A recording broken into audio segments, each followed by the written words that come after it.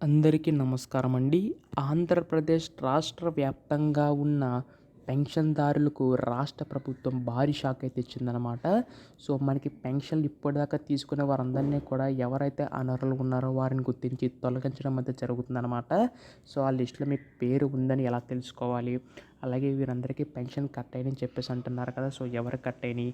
6,000 pension ఏమన్నా వాయిదా వేస్తారా? ఫిబ్రవరిలో పెన్షన్ ఎప్పుడు ఇస్తారు? ఇలా ప్రతి అప్డేట్ కూడా ఈ వీడియోలో మొత్తంగా తెలుసుకుందామండి. ముఖ్యంగా పెన్షన్‌దారులందరూ కూడా ఈ వీడియోనైతే చివరి వరకు అయితే చూడండి.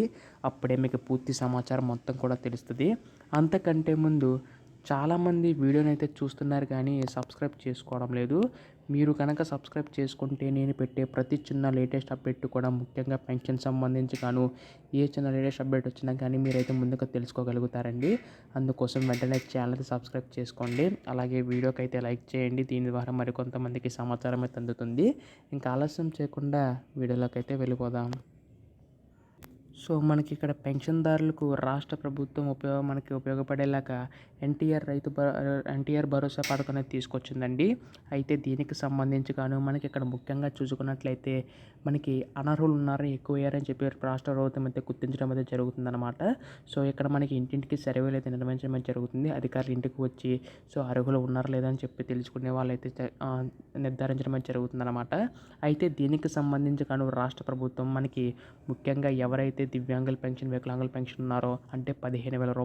6,000 ఎవరైతే తీసుకుంటారో వారిని ముందుగా అయితే మనకి ఈ యొక్క సర్వేలు అయితే తేల్చడం అయితే జరుగుతుందన్నమాట. అంటే వాళ్ళని తొలగించడం అయితే జరుగుతుంది. ఎందుకంటే మనకి ఇక్కడ ఎక్కువ మొత్తంలో వారికి నిధులు అనేవి అయితే కేటాయించడం అయితే జరుగుతుంది కదా! సో, వాళ్ళకి ఎక్కువ మనకి ఫేక్ సర్టిఫికేట్లు అనేవి పెడుతున్నారని చెప్పేసి అంటే దొంగ సర్టిఫికేట్లు పెడుతున్నారని చెప్పేసి వారిని అయితే సర్వే కండక్ట్ చేయడం అయితే జరుగుతుందన్నమాట.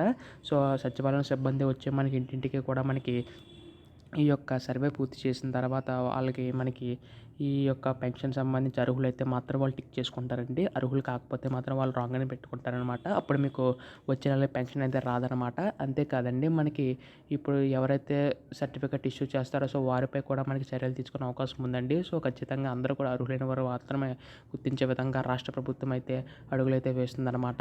అలాగే దీనికి సంబంధించి గాను రాష్ట్ర ప్రభుత్వం అయితే కొన్ని నిబంధనలు అనేవి అయితే ఉంచబోతుందనమాట. సో ఈ యొక్క పెన్షన్ సంబంధించి గాను మనకి వచ్చే నెల ఫిబ్రవరి 1వ తారీఖు నుంచి అంటే మనకి శనివారం నుంచే పెన్షన్ అయితే అందించబోతుంది. ఎందుకంటే 2వ తారీఖున మనకి ఆదివారం రావడం అయితే జరిగింది కాబట్టి మనకి ఫిబ్రవరి 1న మనకి ఈ యొక్క పెన్షన్ అందించడం అయితే జరుగుతుందన్నమాట. సో దాదాపుగా ప్రతి ఒక్క పెన్షన్‌దారులకి అర్హులైన ప్రతి ఒక్కరికి కూడా వస్తుందండి. అయితే చాలామంది అడుగుతున్నారు ఈ యొక్క పెన్షన్ సంబంధించి మేము ఇంటి దగ్గర లేకపోతే మా పెన్షన్ ఆపివేస్తారని చెప్పి చాలామంది అడుగుతున్నారు. అవునండి, మీ పెన్షన్ ఆపివేయరు, కాకపోతే ఇవ్వరనమాట. ఆ నెలకు సంబంధించి హోల్డ్‌లో ఉంచుతారు. సో మీ యొక్క తనిఖీ పూర్తయిన తర్వాత అప్పుడు మీకు ఈ యొక్క పెన్షన్ అనేది మీకైతే అందించడం జరుగుతుందన్నమాట. సో దీనికి సంబంధించి గాను రాష్ట్ర ప్రభుత్వం నిర్ణయం అయితే తీసుకుంటుంది.